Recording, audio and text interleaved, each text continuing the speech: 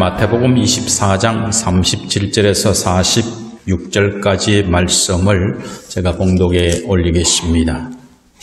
노아의 때와 같이 인자의 임함도 그러하리라.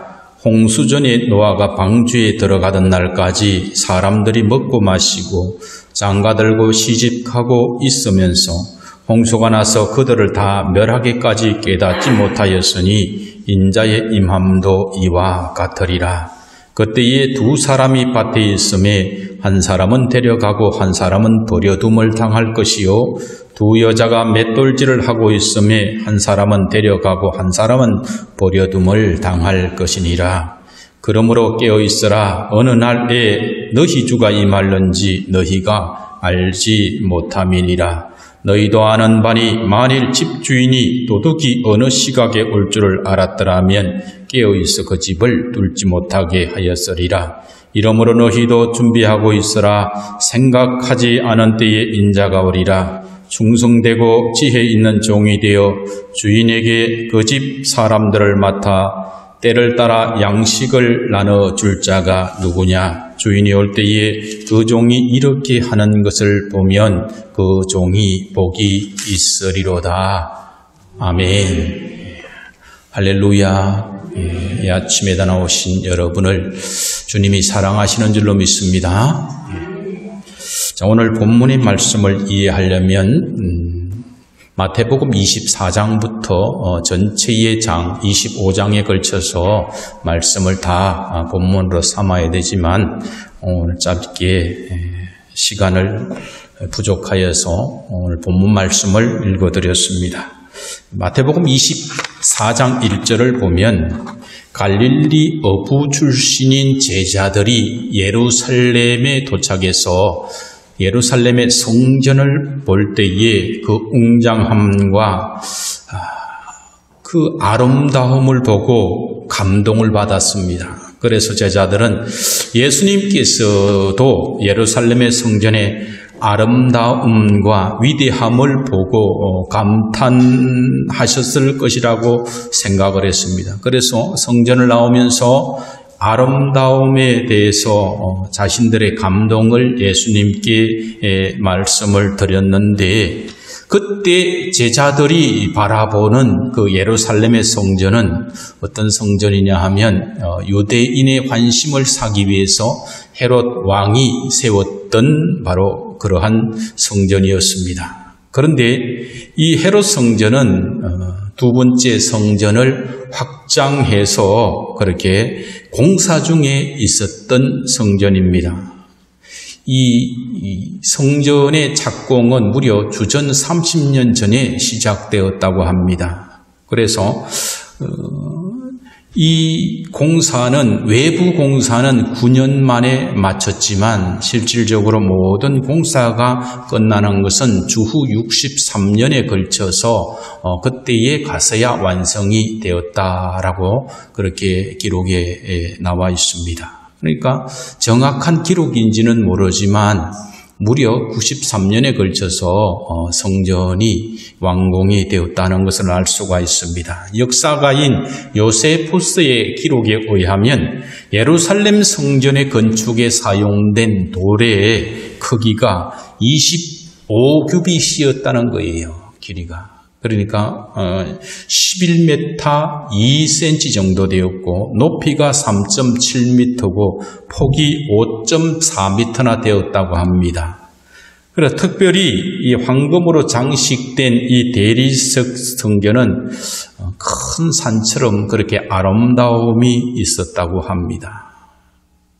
그때에 이어지는 2절을 보면은 24장 2절은 예수님은 너희가 이 모든 것을 보지 못하느냐? 내가 진실로 너희에게 이르노니 돌 하나도 돌 위에 남지 않고 무너뜨려지리라, 이렇게 말씀합니다. 제자들은 지금 수십 년간 지어진 이 예루살렘의 성전을 보고 참 아름답다라고 감탄을 하고 있을 때에 제자들은 무엇을 보았습니까? 성전의 외형을 보았습니다. 그런데 주님은 성전의 중심을 보았다는 것을 우리는 알게 됩니다. 유대인 랍비들은 헤롯 왕은 존경하지를 않았어요. 왜 존경하지 않았죠? 헤롯 왕은 이방인이에요. 에스의 후예입니다. 후손들. 에돔 족속이 이 로마의 아부잘에서 예루살렘을 통치하는 왕으로 그렇게 세움받았기 때문에 헤롯 왕은 존경하지 않았지만 그가 지은 성전만큼은 크게 자랑스러워했다고 합니다. 그런데 그 당시에 성전에서 섬기는 제사장들은 어떤 사람들이냐 하면 로마 제국에 뇌물을 주고 제사장으로 임명받은 그런 사람들이었다는 겁니다. 그래서 자기가 뇌물을 줬기 때문에 그 뇌물을 다시 받으려고 같은 방법으로 돈을 끌어모으고 자신의 사욕을 채우는 그러한 사람들이 제사장으로 있었던 것입니다. 그래서 그들은 성전의 그러한 제사를 통해서 백성들의 돈을 짜내는 그런 강도 같은 그런 짓을 서슴지 않았기 때문에 예수님은 내 집은 만민의 기도하는 집이라 일컬음을 받으리라 하였거늘 너희는 강도의 구례를 만들었도다 라고 그들에게 말씀하셨던 겁니다. 성전이 그 기능을 잃어버렸던 겁니다. 그래서 예수님은 제자들에게 성전의 건물을 가리켜 보면서 돌 하나도 돌 위에 남지 않고 무너뜨려지리라고 말씀을 한 겁니다. 실제로 이 예언의 말씀은 주후 70년 로마 장군 티투스에 의해서 실현이 되어서 다 무너뜨려지고 파괴되게 되는 것을 우리 역사를 통해서 알게 됩니다.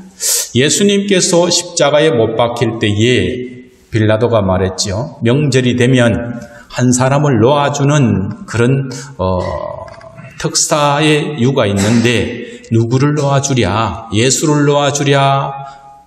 바나바를 놓아주랴 했을 때 백성들과 제사장이 누구를 놓아주라고 했습니까? 바나바를 놓아주려고 했습니다. 그런데 이때 이 바나바가 어떤 사람이냐 하면 바로 열심당원입니다. 로마에 항거하는 무력투쟁하고 테러를 일삼는 사람들이 바로 열심당원이었던 거죠. 예수님의 12제자 중에도 시몬이라는 열심당원이 있었습니다. 그래서 이러한 무력투쟁을 통해서 테러를 통해서 로마의 그 식민지에서부터 독립하고자 하는 사람들이 바로 열심당원이었는데 이들의 세력이 점점점 확장되어 갔습니다. 그래서 BC 66년에 이르러서는 로마군과 무력 충돌이 본격적으로 이루어져서 전쟁이 터지고 말았습니다. 그래서 주후 70년에는 예루살렘이 포위되고 예루살렘이 다 함락되고 큰 비극이 있게 되는데 예수님의 이 예언의 말씀이 현실로 실현이 된 겁니다. 이때 예루살렘 성전은 파괴되었고 제사장 제도도 무너지게 된 거죠. 성전이 없으니까 제사장들이 필요 없는 거예요. 또 산헤드린 종교회의도 해산되고 포로 중에서 17세 이상 된 이들은 노예로 전락했고 그 이하의 아이들은 로마군에게 그냥 전리품으로 하사되는 그런 비극을 가지게 되는데 예루살렘에서 무려 30만 명 이상이 학살되고 죽었다라고 그렇게 기록이 있습니다. 이때 많은 수의 유대인들이 흩어져서 온 나라로 흩어지는 디아스포라가 된 것이지요. 이후에 로마의 정책은 예루살렘에 강압적인 방식으로 정책이 바뀌었습니다. 그래서 빌라도 때에는 명절 때 되면 치안을 유지하기 위해서 가이사랴에서 로마군이 와서 치안을 유지하는 정도였는데 이때부터는 1만 명의 로마군이 예루살렘에 상주하면서 강압 정책을 펴기 시작을 했습니다. 유대인들이 내던 성전세는 로마의 이방 신전을 위한 세금으로 전환이 되었다고 그렇게 기록합니다. 그렇게 해서 아름다움을 자랑하던 헤롯 성전은 바로 예수님의 예언 후에 40년이 지났을 때에 성경이 완공되고 난 뒤에 7년 만에 다 회파되고 무너져 버렸던 겁니다. 로마 장군 티투스가 성전에 불을 질렀다고 합니다. 그런데 불을 질렀을 때에 성전의 그 기둥에 있던 그런 또 벽돌에 붙어 있던 금을 도금을 해놨는데 그것이 녹아버렸기 때문에 그 금을 하나하나 다 찾아내기 위해서 성전의 모든 벽돌을 다 헤집어버리고 해파해버렸던 것이죠. 그래서 돌 위에 돌 하나도 남지 않게 무너지고 황폐해져 버렸던 것입니다. 예수님의 그 예언의 말씀이 실현인 것이죠. 그래서 예수님께서 지금 현재 이 웅장한 무려 길이가 11m 되는 큰 돌, 높이가 5m가 넘는 그 돌로 절대로 무너질 것 같지 않은 이 성전을 향해서 예수님께서 무너질 것이다. 돌 하나의 돌 위에 돌 하나도 남지 않을 것이다 라고 말씀하시자 제자들이 엄청난 충격을 받았습니다. 그래서 세상 끝에는 무슨 징조가 있겠습니까? 라고 예수님께 질문을 하는 거예요. 사도행전 1장에도 보면 제자들은 예수님께서 성천하시기 전에 세상 끝날에는 무슨 징조가 있겠습니까? 라고 질문해요. 이들의 관심은 지금 그 충격적인 일들이 있기 전에 무슨 징조가 있을까 궁금했던 거지요. 이 질문에 대하여 예수님께서는 40년 후에 임할 예루살렘의 멸망을 말씀하시면서 후에 올 세상 종말의 모형으로 인식하도록 이들에게 말씀을 하고 있습니다. 4절에 보면은 너희가 사람의 미혹을 받지 않도록 주의하라고 말씀을 합니다. 종말에 나타날 징조는 스스로 메시아라고 자처하는 사람들이 나타날 것이다라는 거예요. 그래서 그런 미혹을 당하지 않도록 주의하라는 겁니다. 그리고 종말이 임했다고 하는 그런 거짓 교사들, 말씀을 왜곡되어 가르치는 그런 거짓 선지자들이 출현할 것이다라는 거예요. 그리고 민족 간의 전쟁과 천재 이변이 생기고 하늘에 징조가 나타나고 불법이 성하고 사람들의 사랑이 식어지리라고 그렇게 말씀을 하고 있습니다.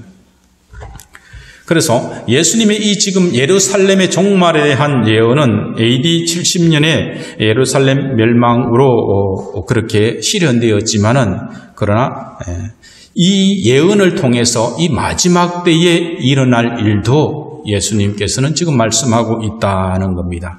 그러나 아직 끝이 아니다라는 거예요. 이런 일들이 일어나고 거짓 그리스도, 거짓 선지자, 또 사랑이 식어지고 전쟁과 기근, 지진의 소식이 들리지만 그러나 종말의 때는 아니다라는 거예요. 종말의 때는 언제라고요? 이 천국 복음이 모든 민족에게 정언되기 위하여 온 세상에 전파되리니 그제야 끝이 오리라고 말씀을 하는 겁니다. 그래서 오늘 오늘 제가 봉독해 드린 말씀은 이러한 그 마지막 예루살렘이 무너지고 세상의 종말에 대해서 말씀하는 가운데 주어지는 문맥에서 이것을 이해해야지 우리가 전체적으로 이 말씀을 깊이 있게 우리가 이해할 수가 있습니다. 42절을 보면은 예수님께서는 제자들에게 깨어 있으라고 말씀합니다. 그러면 깨어있는 것이 어떤 것인가에 대한 것이 오늘의 핵심의 말씀입니다. 잠을 자지 않는 게 깨어있는 것인가? 아니면 어떤 것이 깨어있는 것인가? 그리고 우리는 왜 깨어있어야만 하는가? 라는 것에 대해서 여러분들이 관심 있게 귀 기울여 말씀을 깊이 묵상하시기를 바랍니다. 자, 첫 번째 우리가 깨어있어야 하는 이유는 세상의 마지막이 반드시 올 것이기 때문에 그렇습니다.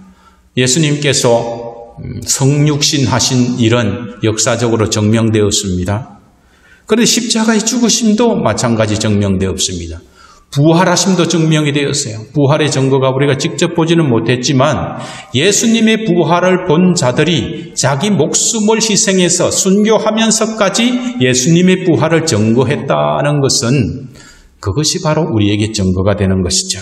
그런데 이런 것을 우리가 교회 다니는 사람은 어지간하면 다 믿어요.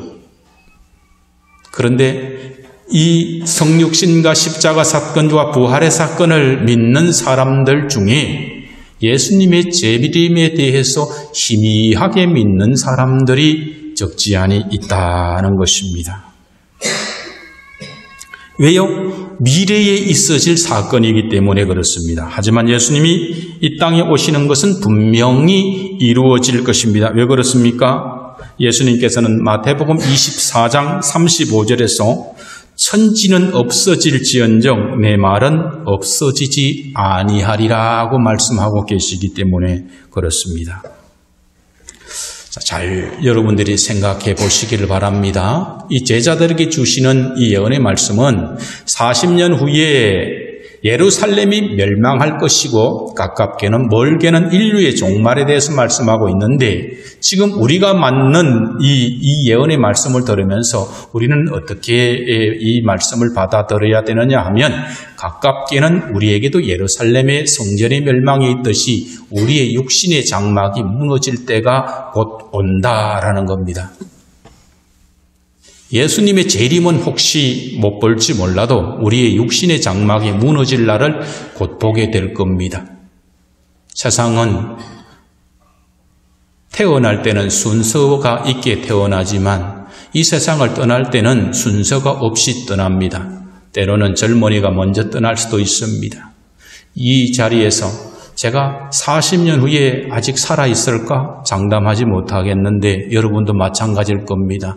어떤 분은 다음 달에 돌아가실 수도 있고 어떤 분은 40년 후에 돌아갈 수도 있지만 제가 장담하건대 100년을 넘길 수 있는 사람은 없다. 육신의 장막집이 무너지면서 우리는 주님 앞에 설 사람이다라는 것을 여러분들이 기억하시고 이 말씀 앞에서 깨어있기를 바랍니다. 인류의 종말은 어쩌면 이제는 세상 끝까지 복음이 거의 전거되고 있기 때문에 예수님의 재림이 인접했지만 그렇지 아니할지라도 우리의 육신의 장막의 종말이 곧 올 것이다. 우리는 하나님 앞에 설 날이 곧 다가온다라는 것을 여러분들이 기억하시고 오늘 말씀을 통해서 영적으로 깨어있는다는 것이 무엇인지 가슴 깊이 담아서 그렇게 돌아가시기를 바랍니다. 우리가 깨어있어야 할 이 두 번째 이유는 그날과 그때는 세상에 아무도 모르기 때문에 그렇습니다. 주님은 세상의 마지막에 대해서 말씀하시기를 노아의 때와 같이 인자의 임함도 그러하리라고 말씀합니다. 노아의 때에 엄청난 비가 온 적이 없어요. 홍수가 온 적이 없어요. 그럼에도 불구하고 노아는 산중턱에다가 방주를 짓고 있는데 1년도 아니고 2년도 아니고 120년을 짓고 있었어요. 사람들의 조롱거리가 되고 있었다는 겁니다. 그럼에도 불구하고 교회를 다니는 사람들조차 주님의 재림의 날을 징조를 알지 못한다는 거예요. 노아조차도 알지를 못했어요. 겨우 일주일 전에 알았다는 거예요. 문이 닫히고 아무 일 없지만 일주일 후에 그때부터 비가 쏟아지기 시작을 했는데 교회에 다니는 사람조차 주님의 재림의 징조를 알 수는 없다라는 거예요. 그때와 같이 주님이 오겠나 설마 오겠나 할 때에 오시게 된다. 그 표현을 도둑과 같이 온다라고 말씀을 하고 있습니다. 왜 알지 못할까요? 세상의 마음이 뺏겨서 영적인 눈이 어두워지고 영적인 귀가 어두워졌기 때문에 그래요. 말씀을 통해서 아무리 얘기해도 영적인 귀가 어두워지면 듣지를 못한다는 거죠. 그래서 영적인 눈이 어두워진 사람, 바로 에서는 한 그릇 팥죽에 그 팥죽보다 엄청나게 귀한 자기의 장자의 축복권을 포기하고 팔아버렸던 사람 에서처럼 우리가 눈앞에 보이는 그러한 육신적인 그러한 것들에게 마음의 빼앗겨서 너무나 소중한 영혼에 관계된 것을 우리가 팔아버릴 때가 있다는 거예요. 팔아버린다는 것은 두 번째, 세 번째로 미룬다는 거예요.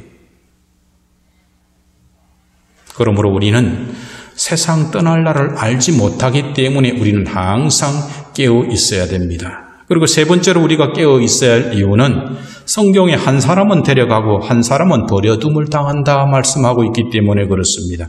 우리 40절과 41절을 한번 읽어볼까요?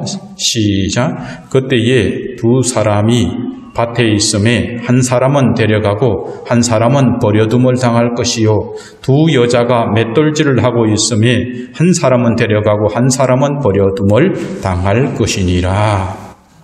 아멘.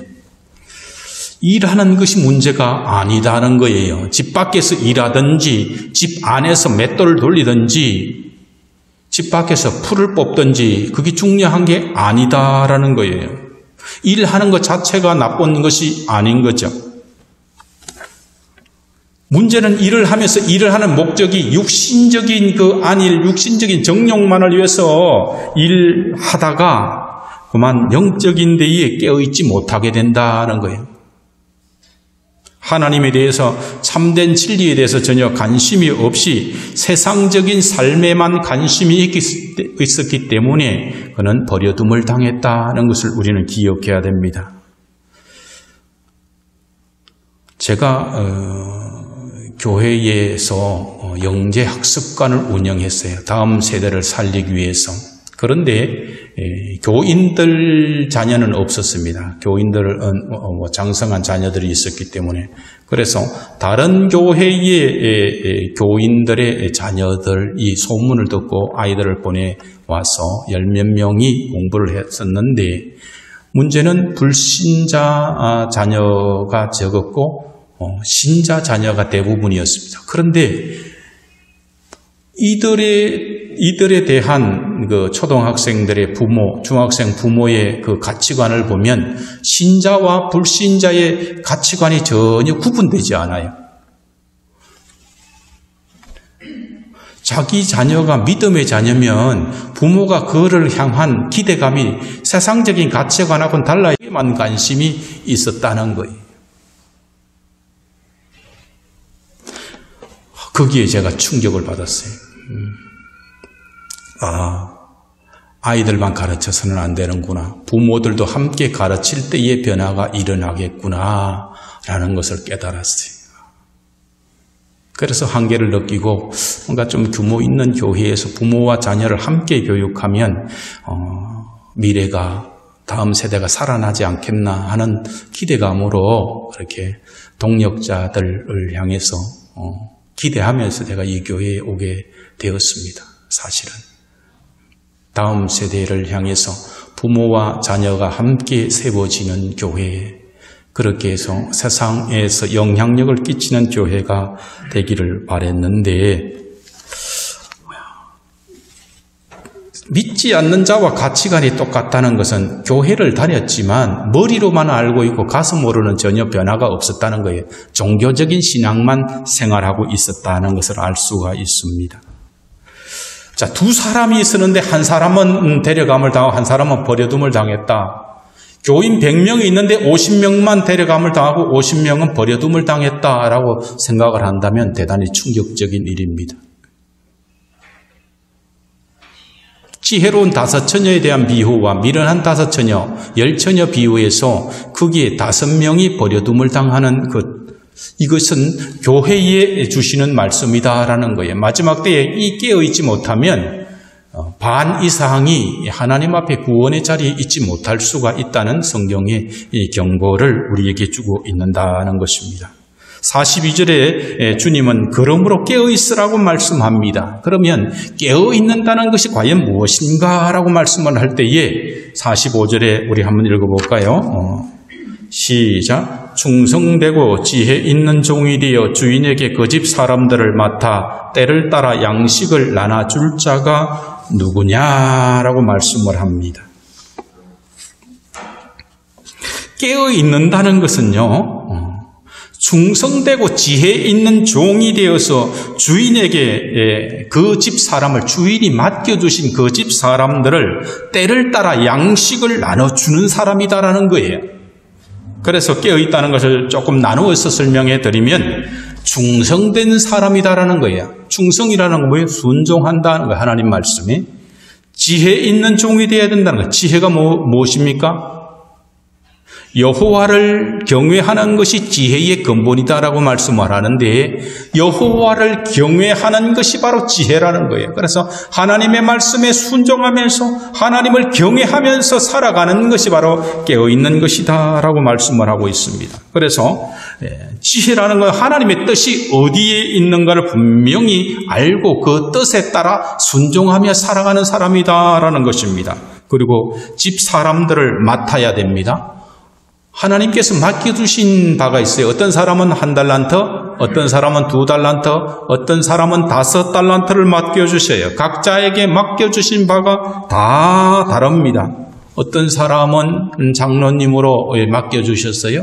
그러면 좀 더 많이 받았다는 거예요. 그러면 어떤 사람은 권사로서, 어떤 사람은 집사로서, 어떤 사람은 가르치는 교사로서, 또 어떤 사람은 그 분량대로 다 맡기는데, 맡겨준 만큼 주님 앞에 설 때에 때로는 5년, 때로는 10년, 길게도 100년 안에 하나님 앞에 설 때에 내가 너에게 맡겨준 것을 계산할 때가 온다라는 거예요. 그런 면에서 목회자에게는 더 많은 것을 맡겨줬다고 할 수도 있습니다.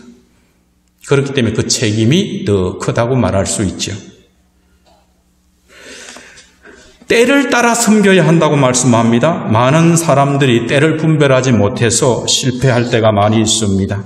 지금이 어느 때인지를 잘 구분하는 것이 중요합니다. 내가 섬겨야 할 사람들은 지금 어느 때를 맡고 있는지, 나는 지금 어느 때를 맡고 있는지를 잘 분별하는 것이 바로 깨어있는 것입니다.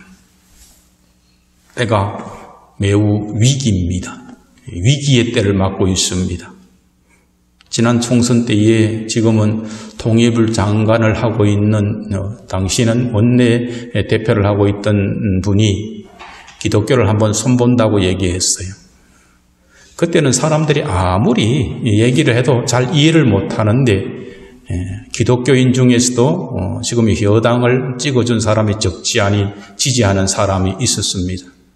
그런데 가반수 이상을 넘겨서 되게 되니까 헌법을 바꿀 수 있는 정도로 되니까 이들이 자기들이 계약한 대로 기독교를 핍박하기 시작하는데 이제는 밥도 교회에서 제대로 먹을 수 없도록 그렇게 법으로 하고 예배 때마다 와서 감시를 하는 그런 일들이 경찰과 시청 직원이 같이 와서 교회 예배를 감시하는 예전 같으면 상상도 할 수 없는 일들이 지금 자행되고 있습니다.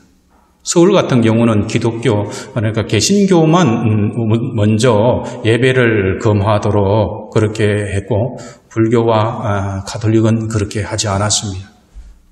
교회 대표들이 가서 그 문제를 형평성을 따지니까 그때서야 잣대를 갖다 대기 시작을 한 거죠. 3단계, 거리두기 3단계가 되면은 대기업에서는 30%만 출근한다는 거예요. 매일 출근하는 중에. 그런데 2단계 때부터 교회는 10명 이상 모이지 말라고 했습니다.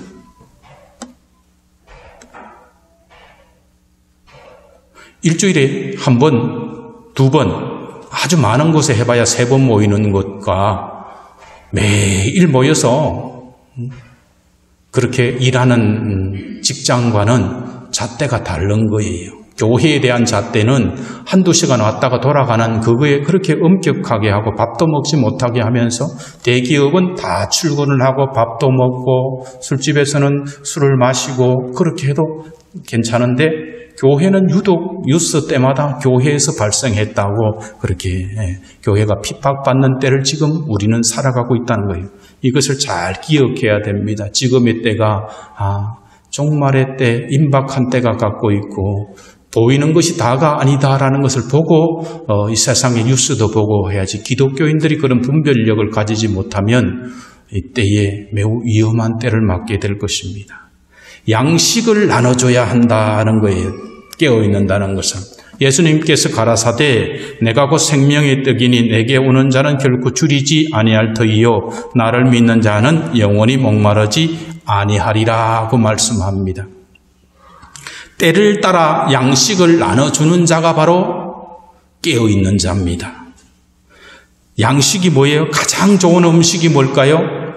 너희 조상은 만나를 먹었어도 죽었거니와 내가 주는 이 떡은 영원히 살리라고 말씀해요. 그러니까 말씀이 생명의 떡인 거죠.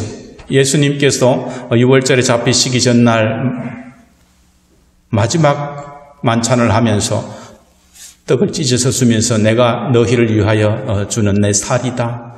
포도주를 점에서 너희로 흘린 피다라고 했어요. 이것을 우리는 날마다 성찬식 때 기념하는데 이것이 무엇을 의미하느냐? 십자가 복음입니다. 그래서 십자가 복음을 통해서 우리는 살아나는 거예요. 그래서 때를 따라 양식을 나눠준다는 것은 강단에서 십자가 복음을 전하는 것이고, 여러분들이 세상에 때를 따라 양식을 나눠주는 것은 이 십자가의 복음의 떡을 세상으로 전하는 복음의 통로가 된다는 것을 의미하고 있습니다.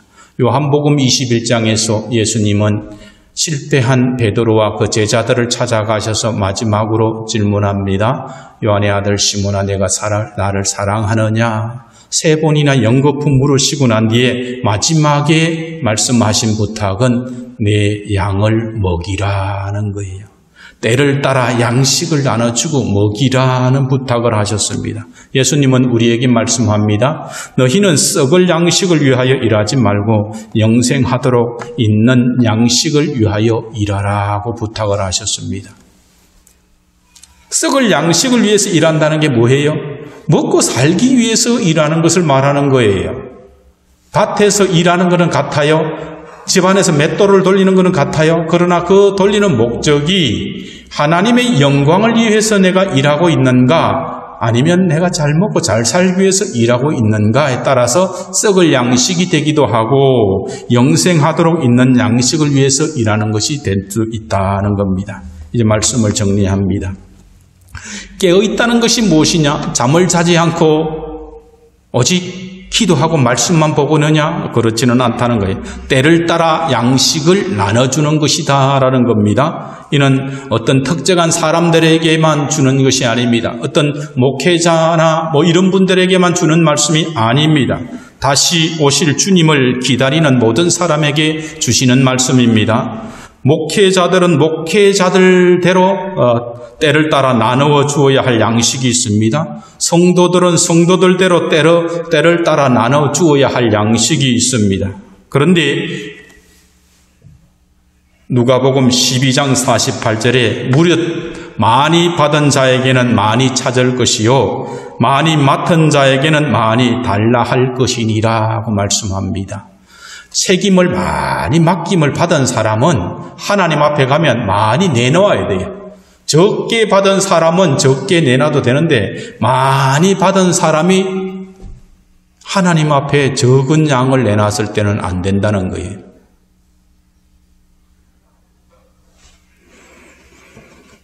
물론 열심히 하다가 잃어버리는 것은 우리를 책망하지 않을 겁니다. 정말로 열심히 하고 했는데 잘못되는 것은 하나님이 책망하지 않아요. 그러나 맡은 것을 가지고 땅에 묻어뒀다는 거예요. 직분을 받기는 받았는데 십자가 복음을 전하는 일에 소홀했다.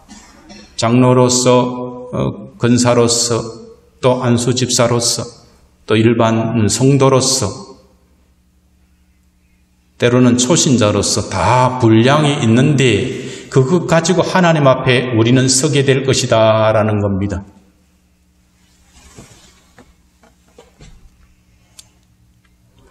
말씀의 결론을 드리겠습니다. 로마서 13장 11절에서 14절의 말씀을 제가 읽어드립니다. 또한 너희가 이 시기를 알거니와 자다가 깰 때가 벌써 되었으니 이는 이제 우리의 구원이 처음 믿을 때보다 가까웠음이라. 밤이 깊고 낮이 가까웠으니 그러므로 우리가 어둠의 일을 벗고 빛의 갑옷을 입자. 낮에와 같이 단정히 행하고 방탕하거나 술 취하지 말며 엄란하거나 호색하지 말며 다투거나 시기하지 말고 오직 주 예수 그리스도로 옷 입고 정욕을 위하여 육신의 일을 도모하지 말라고 말씀합니다.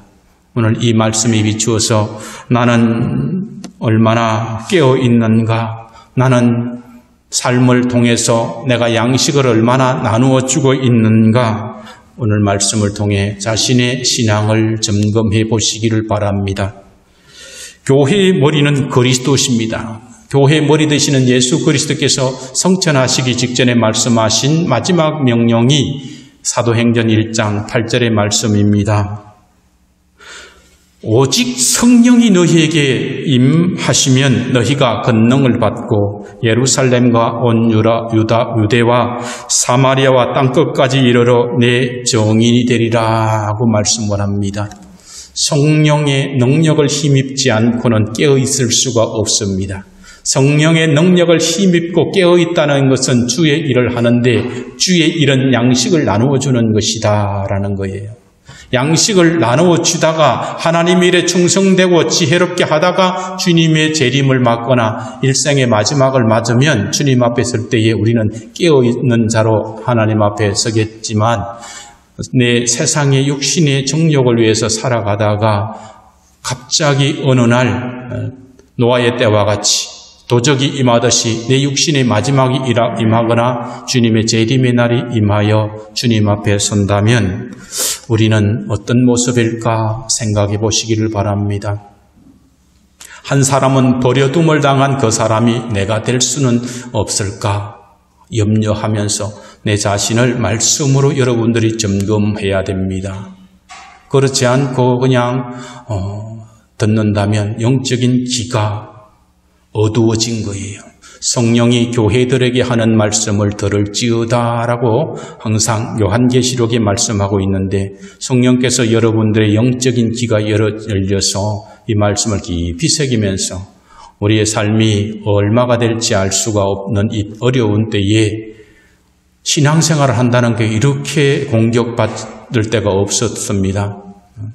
그저 오직 성경책에나 있을 법한 일들이 앞으로 더 많이 일어나게 될 것입니다. 교회 다니는 그 자체만으로 인민재판하듯이 공격당하는 것이 이 나라의 정부에서 하는 현실이 점점점 짙어지고 있습니다. 말씀 안에서 깨어있기를 바랍니다. 주님의 때가 매우 임박했음을 느끼는 분들이 많이 있습니다. 주님 앞에 설 때에 충성된 종이라 칭찬받는 자리에 서는 저와 여러분 되기를 주님의 이름으로 축원합니다. 기도하겠습니다. 아버지, 주의 은혜를 감사합니다. 하나님의 은혜가 아니고서는 이 자리 예배의 자리에 나올 수 없는 우리의 연약한 모습을 고백할 때가 있습니다. 우리의 영적인 모습이 아버지여 깨어있는 것입니까? 잠자는 것입니까? 아버지여 주의 은혜로 깨어있기를 원합니다. 아버지 하나님 주님 앞에 설 때에 아버지의 칭찬을 받는 자리에 있게 하옵소서. 감사하며 주 예수 그리스도의 이름으로 축복하며 기도드리옵나이다. 아멘.